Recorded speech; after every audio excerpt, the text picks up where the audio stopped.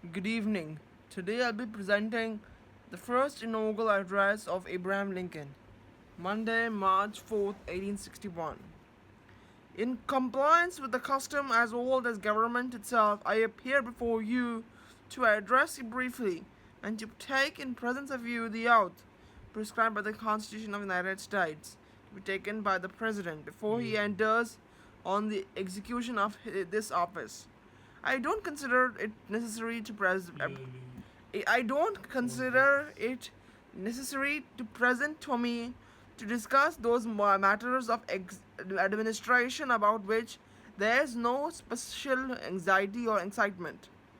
I have no purpose, directly or indirectly, to interfere with the institution of slavery in the states where it exists. I believe that I have no lawful right to do so, and have no inclination to do so. So those who have nominated and elected me did so with full knowledge that I made it this and many similar declarations which and have never recanted them.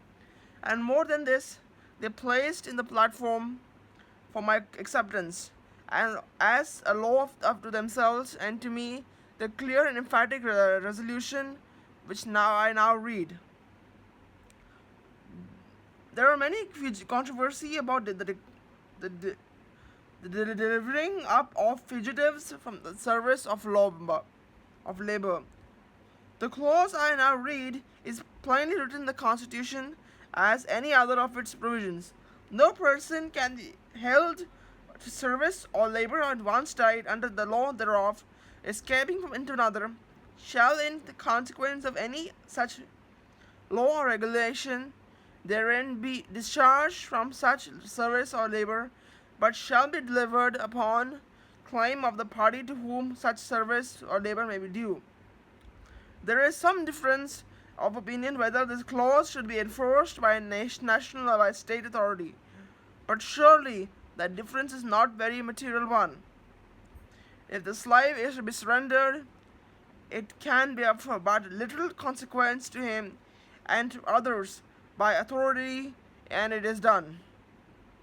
And should anyone in this case be content that his oath shall go unkempt by mere unsubstantial controversy as to how it shall be kept,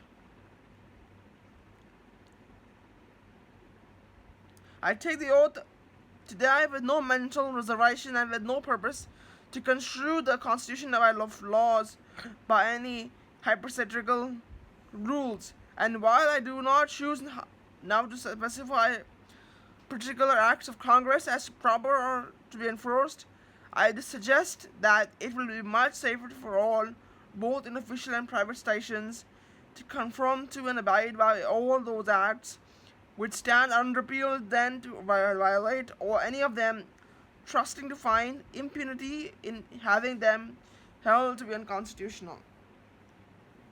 Again, if the United States be not a government proper, but merely as an association of states in the nature of contract, merely can it, as a contract, be peacefully annulled by less than all the parties of who have made it? One party to a contract may violate it, break it, so as to speak. But does it not require all to lawfully sign it?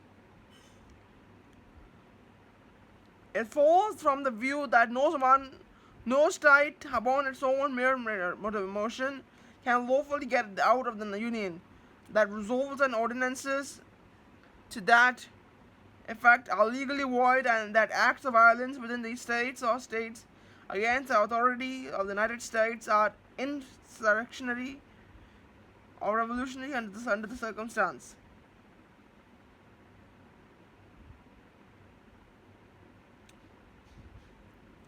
My countrymen, upon one and all, think calmly and well upon this whole subject. Nothing valuable can be lost by taking time. If there be an object of to hurry any of you in hot haste to a step for which you have never taken deliberately, that object will be frustrated by taking time, but no good object can be frustrated by it.